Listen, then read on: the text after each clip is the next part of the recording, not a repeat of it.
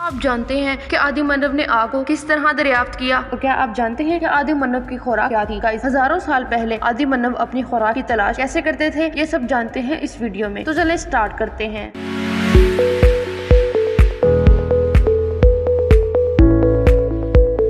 ہزاروں سال پہلے ہمارے پوروج اسی کال میں رہتے تھے اور وہ کپڑوں کے روپ میں پتوں کا استعمال کرتے تھے اور رہنے کے لیے غار ڈھونڈتے تھے، لیکن تب انہیں آگ جلانے کا کبھی بھی خیال نہیں آیا۔ لیکن قدرتی طور پر لگی ہوئی آگ سے ان کا سامنا ہوتا رہتا تھا۔ ان کی ضرورت کے حساب سے انہوں نے آگ کے ساتھ کئی ایکسپیریمنٹس کیے ہوں گے۔ وہ بھی پہلے اس کو خطرہ سمجھ کر ڈرتے ہوں گے، لیکن انسانی دماغ میں نئی چیزیں تلاش کرنے کی جستجو نے ان کو آگ سے کھیلنے پر آمادہ کیا ہوگا۔ کئی سال یہی کھیل کھیلنے کے بعد آخرکار آگ دریافت ہوئی۔ جنگلوں میں رہنے والے آدی مانو جنگلی جانوروں سے بچنے کے لیے آگ کا استعمال کرتے تھے۔ آدی مانو نے آگ کی کھوج کو پتھروں کو رگڑ کر لیا تھا، لیکن جب وہ پتھروں کو ایک جگہ سے دوسری جگہ تک لے جا رہے تھے تو غلطی سے ایک پتھر دوسرے پتھر کے اوپر گر گئے اور اس طرح ان سے چنگاری پیدا ہوئی، اور یہاں سے ہی ایک انوکھی اور دلچسپ ایجاد ہوئی جس کو آج ہم بھی استعمال کرتے ہیں۔ اور اس وقت جنگلوں میں شیر، چیتے اور دوسرے خطرناک جانور رہتے تھے۔ جانوروں کی نسبت ہمارے پوروج کافی کمزور تھے، کیونکہ نہ تو ان کو نکیلے دانت تھے اور نہ ہی کوئی پنجے، اسی لیے ان کو کبھی غار کبھی درختوں پر رہنا پڑتا تھا۔ لیکن جب اس چیز کی ایجاد ہوئی تو وہی انسانوں کی حفاظت کا سامان بن چکی تھی۔ اب انسانوں نے آگ کی کھوج کر لی تھی۔ رات کو سبھی آدی مانو ایک غار میں جمع ہو جاتے تھے اور اس کے کنارے پر آگ جلا دی جاتی تھی، جس سے وہ جنگلی جانوروں سے بچے رہتے تھے۔ آگ کے ڈر سے کوئی بھی جانور ان کے پاس نہیں آتا تھا۔ تقریباً 12,50,000 سال پہلے انسانوں کو آگ کا صحیح استعمال پتہ چل گیا تھا۔ اب انسان صحیح جگہ پر اس آگ کا استعمال کرتا تھا۔ آگ کی ایجاد کے بعد انسان اب نارتھ پول جیسے ٹھنڈے علاقوں میں بھی رہنے لگے۔ وہی انسان جہاں آگ کو اپنی حفاظت کے لیے استعمال کرتے تھے، اسی آگ سے انہوں نے اپنا کھانا بھی اسی کی وجہ سے پکانا شروع کر دیا، اور اسی کے باعث انسانوں نے اپنے آپ کو بدلنا بھی شروع کر دیا تھا اور وہ ترقی کی راہ پر گامزن ہو گئے۔ گائز، کیا آپ جاننا چاہیں گے کہ آدی مانو اپنے لیے خوراک کا بندوبست کیسے کرتے تھے؟ تو آئیے جانتے ہیں۔ گائز، آدی مانو کئی طرح سے اپنے لیے خوراک کا بندوبست کیا کرتے تھے۔ جانوروں کو شکار کرنے کے علاوہ وہ دریاؤں، سمندروں سے مچھلیاں بھی پکڑ کر کھاتے تھے، اور اس کے علاوہ پیڑ پودوں سے ملنے والے بیج اور پھل بھی کھا جاتے تھے۔ سائنسدانوں کے مطابق آدی مانو نے شروعات کے دور میں ایسی چیزیں کھانے سے مکمل پرہیز کیا تھا جن کے بارے میں ان کو علم نہیں تھا، اور وہ صرف وہی جانور کا شکار کرتے تھے جن کے بارے میں ان کو پوری آگاہی ہوتی تھی کہ ان کے کھانے سے کوئی نقصان نہیں ہوگا۔ گائز، ایک رپورٹ میں یہ بھی کہا گیا ہے کہ وہ جانوروں کی ہڈیوں سے گوشت الگ کر کے کھاتے تھے، اور اپنی زندگی بچانے کے لیے آدی مانو نے بہت سی پریشانیوں کا سامنا کیا ہے۔ شکار نہ ملنے کی وجہ سے ان کو کئی دن بھوکا رہنا پڑتا تھا، کیونکہ ابتدائی زندگی میں ان کے پاس شکار کرنے کے لیے کوئی خاص قسم کے ہتھیار نہیں تھے، اور نہ ہی ان کو شکار کرنے کے لیے کوئی خاص تجربہ تھا، اور وہ شکار بھی صرف انہی جانوروں کا کرتے تھے جو کمزور اور لاچار ہوتے تھے۔ شکار کرنے کے علاوہ ان کے پاس کوئی اور چارہ بھی نہیں تھا، اور کبھی کبھار تو وہ مرے ہوئے جانور بھی کھا جاتے تھے۔ اس کے علاوہ وہ دوسرے جانوروں کا کیا ہوا شکار بھی چھین کر بھاگ جاتے تھے۔